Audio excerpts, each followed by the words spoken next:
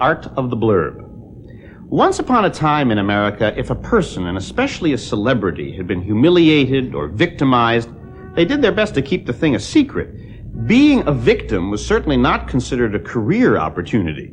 But these days, that's changed. Clarence Thomas won sympathy when he proclaimed himself victim of a smear campaign. Roseanne Barr loudly confessed she'd been a victim of child abuse. Miss America tearfully described how she'd been beaten by her boyfriend, and then there's Pee Wee Herman. His humiliation seemed to end once he was seen as a victim of media hype. Reporter Tom Brooke takes a look at Pee Wee Herman and the appearance of the celebrity victim. No! No! Friday night, undercover Sarasota sheriff's deputies arrested Rubens at this XXX theater on very adult charges.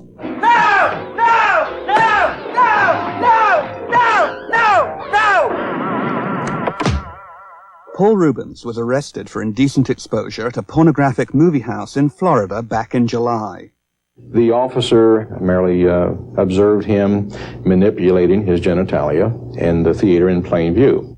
An alert Sarasota newspaper reporter spotted his name during a routine review of arrest records. Throughout the day, it kept running through my mind, can this really be true? It really scared me, and I just thought, we're going to run a story, and what if it isn't Paul Rubens? I mean, it just didn't seem real. It seemed almost fantasy or just like a daydream, because why would he do this? Within hours, Pee Wee's arrest became national news.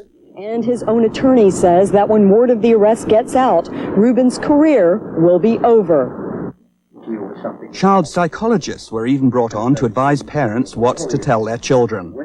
The most important thing is a child loses a sense of innocence. They lose that sense that they can trust adults. We are pleased to present you with a show on a famed children's television host accused of publicly exposing himself. It's been over a week since Pee Wee Gate, the scandal that occurred in Sarasota, Florida. The media reflected the view that here was a villain who violated the special trust the public places upon a children's television star.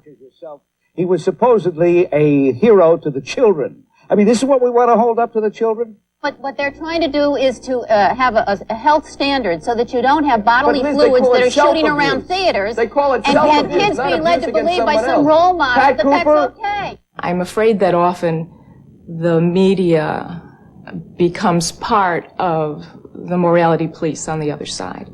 And by morality police, I mean that there's this very odd, almost unpredictable sudden marriage between infantile peep show mentality, like high school or grammar school, and this new Puritanism. Come on!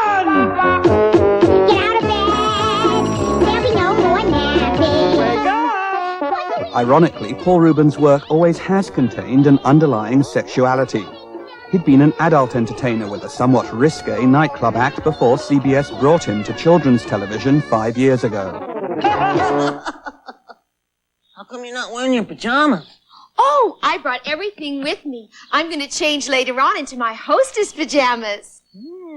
Can I watch? How about sitting on me, Raj? Yeah! Pee Wee Herman character is queer in the deepest sense of it doesn't fit in. He's a little bit odd.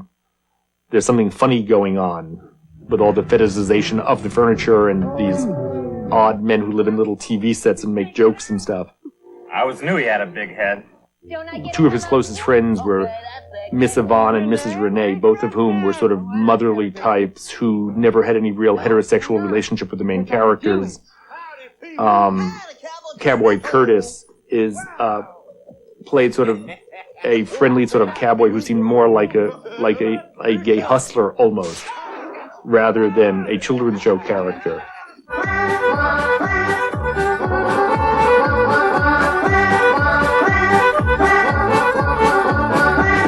May I come in?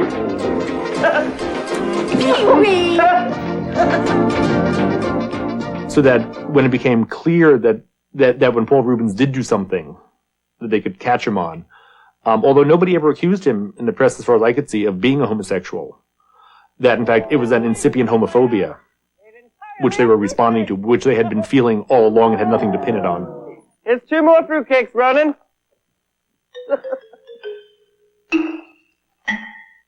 Whatever the underlying cause, the media went into overdrive. Pee-wee was unmasked in a widely publicized mugshot. Most people have never even seen the real Paul Rubens.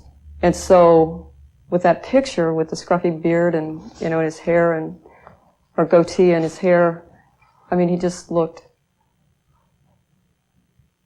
not what anyone would expect. Pee-wee was said to have disgraced himself. Looking back now, editors claim they treated Pee-wee fairly. Everybody was reporting it the same way that week, except we were giving it more depth and more understanding. I think when you finish reading the story, this magazine has to be read word for word because we work really hard to make every word exactly right. When you finish reading the story, you say, well, it wasn't so awful. And but if it wasn't so awful, why use the word disgrace at the top? Because I think people were viewing it that way, and then it's up to us to, kind of present more facts and let them make their own judgment. He felt disgraced. He said so. He said, I'm really embarrassed, and I think it's to his credit that he felt embarrassed. I mean, who wouldn't? Good human beings should be embarrassed by things like that. Well, same to you. Before most people had time to form an opinion, toy stores, acting as guardians of public morality, pulled Pee-wee merchandise from their shelves. And now, I feel really sick. CBS, also anxious about public reaction, swiftly cancelled the remaining reruns of Pee-wee's Playhouse. I wouldn't want to get back to a society where what you think and how you behave in the real world, in your own lives, determines what we're going to see on television and who we're going to see. That's right! But then suddenly the unexpected happened. The media had misjudged public opinion. Letters supporting Pee-wee flooded into newspaper offices. The media was forced to refocus its coverage. And I think that we ought to give one hell of a big cheer and flood the street with Free Pee-wee! Entertainment Weekly, People magazine's stablemate, led the pack by depicting Pee-wee as a sympathetic figure, a victim.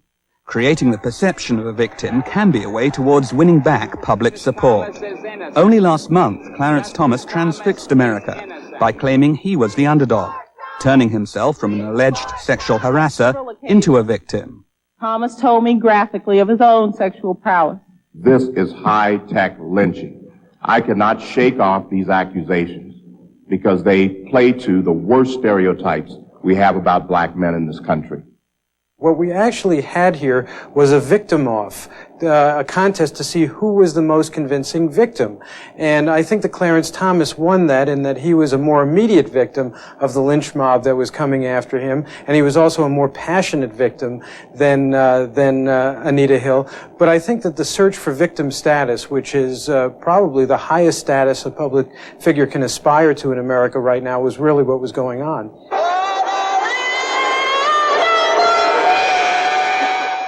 Roseanne fell from grace last year by her flawed rendition of the national anthem at a baseball game, which many found unpatriotic and vulgar. She won back public sympathy by confessing to having been a victim of childhood sexual abuse. But can Pee-wee make the transition from victim to credible adult star? I wish I knew what to do. Hollywood public relations consultants know how to turn around flagging careers. You look at your product at all times and look at all aspects of the product, and then you look at the market for that product, and you aim all of those qualities at the right market. You think you could help me out? Here are the positives, here are the negatives. How do we turn around the negatives to be more positive? And where do we go to do that? Do we want to do a public service campaign? Do we want to do a charitable campaign? Ladies and gentlemen, MTV is proud to introduce someone who has been a friend for a long time. In fact, Pee-wee's public relations consultants chose the MTV Awards for his comeback. Thank you very much.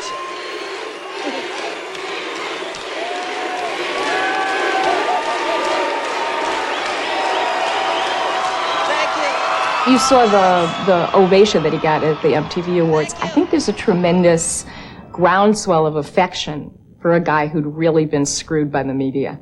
and has been completely victimized by our hypocrisy. And so at least for a while, I think he can exploit that. I personally think that maybe he'll be bigger than he was before. He's a very talented comedian. And Pee-wee was was dying down. I think he was tired of that part, and I think that he's going to bounce back. All right, then. I will. What Pee-wee's misadventure clearly illustrates is that the media misjudged public opinion, and in so doing helped create more public sympathy. We all love you, Pee-wee. You do? Yeah, of course we do. Pee-wee may even have achieved what most children's entertainers fail to do, to cross over and become an adult star. Already, Paul Reubens is working in a non-Pee-wee role in a movie called Nightmare Before Christmas. And it's been widely reported that he may also have a part in the new Batman film. So long for now and goodbye. We'll see you later in my dream. And still ahead on Edge, with Hollywood marketing so many black films so successfully now, we found a startling movie that they don't want to touch.